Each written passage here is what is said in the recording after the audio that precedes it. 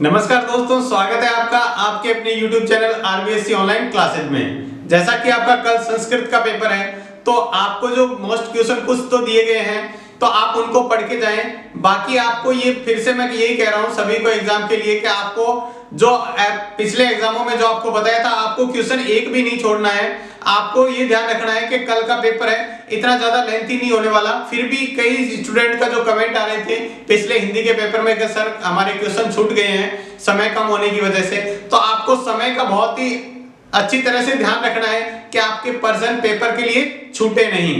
तो आपको समय को मैनेज करते हुए आपके उत्तर लिखने हैं। फिर से एक बात का ध्यान रखना है यहाँ पे कि एक तो आपकी राइटिंग है वो आपकी साफ होनी चाहिए, बिल्कुल साफ सुथरे लिखें, लेकिन राइटिंग के चक्कर में समय बहुत ज्यादा वेस्ट न कर दें, तो वो भी ध्यान रखना है।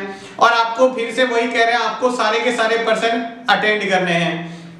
जैसे कि जो उसमें आता है आपके हिंदी अनुवाद करना आ गया, संस्कृत में व्याख्या करनी है। हिंदी अनुवाद आपको एक बार पढ़ लोगे तो याद रह जाएगा। वहीं संस्कृत का जो 100% व्याख्या आती है, आप उस दो ही पाठ में से आती है आपके, सिर्फ एक तो आता है चौथे पाठ में से और एक 11वें पाठ में से। तो आप उन दोनों के प्रसंग अच्छी तरह याद कर लें ताकि आप उनको भूले नहीं। और फिर जैसी आप थोड़ी बहुत उसकी व्याख्या भी पढ़ के जाए ताकि आप व्याख्या भी उसकी आसानी से कर सकें। उसके बाद में जो आपके ग्रामर है, जो आपके बहुत सारे कमेंट आ रहे थे, सर इतने ही पर्सन आएंगे क्या, बाकी नहीं आएंगे क्या? वाक्य शुद्धि के अलावा जो आते हैं वाच्य वगैरह जो आते हैं, कारक आते हैं, वाच्य आते हैं, मंजूषा आती है, तो बहुत सारे पर्सन और भी आते हैं, तो वो भी आप पढ़ के जाएं। जो मोस्ट क्वेश्चन थे वो सारे उपलब्ध नहीं हो पाए क्योंकि जो ग्रामेटिकल पार्ट है, बहुत सारे बच्चे कह रहे थे सर ग्रामर का ये टॉपिक करवाइए, तो ग्रामर का जो टीचर देखा था वो इतना अच्छा नहीं होने का कारण मैंने ग्रामर आपके चैनल पे करवाई नहीं है। क्योंकि अपने को जो चैनल पे टीचर चाहिए वो परफेक्ट होना चाहिए बिल्कुल। तो इतने कम समय में कोई टीचर जल्दी से उपलब्ध नहीं हो पाया, जिसकी वजह से नहीं हो पाया, तो उसके लिए हम क्षमा चाहते हैं। और आगे की जो बात है, अपने एग्जाम की बात करें तो उसके अंदर आपको सारे के सारे क्वेश्चन के आंसर आपको पेपर के अंदर करके आना है, कोई भी क्वेश्चन का आंसर छोड़ना नहीं है। वहीं अपनी सरलता से बात है, अगर जो पेपर में अभी तक बिल्कुल भी नहीं पढ़ा है जिन बच्चों ने, वो क्या करें, कम से कम 3 या 4 श्लोक याद करके जाएं। श्लोक आते हैं आपके पेपर के अंदर, 2 श्लोक लिखने 3 नंबर के, तो हो सकता है जो आप याद करके जो वही पेपर में आ गया, तो आपको पेपर में जो आया नहीं है वो लिखना होता है। तो आप पेपर में 4 श्लोक याद करके जाएं कम से कम, नहीं तो 3 याद करके जाएं ताकि आप पेपर में जो आया है वो नहीं लिखना।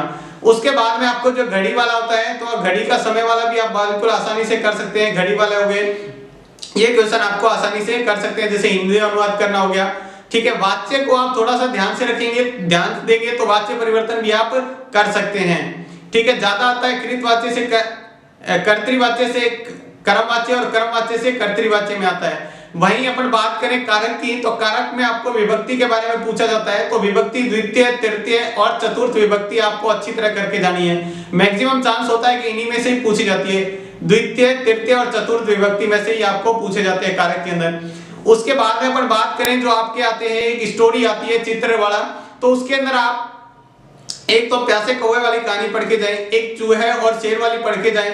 ठीक है, उसके अलावा क्लास में पढ़ाते हुए अपने विद्यालय के बारे में जो आता है, जगह जैसे मान लो कोई टीचर क्लास के अंदर पढ़ा रहा है तो उसमें पढ़ाने वाला है, जैसे चित्र हो गया, उसके बारे में आप पढ़ के जाएं। ठीक है, वहीं आपको जो अर्जियां बताई थी आपके प्रार्थना पत्र, वो भी पढ़ के जाएं।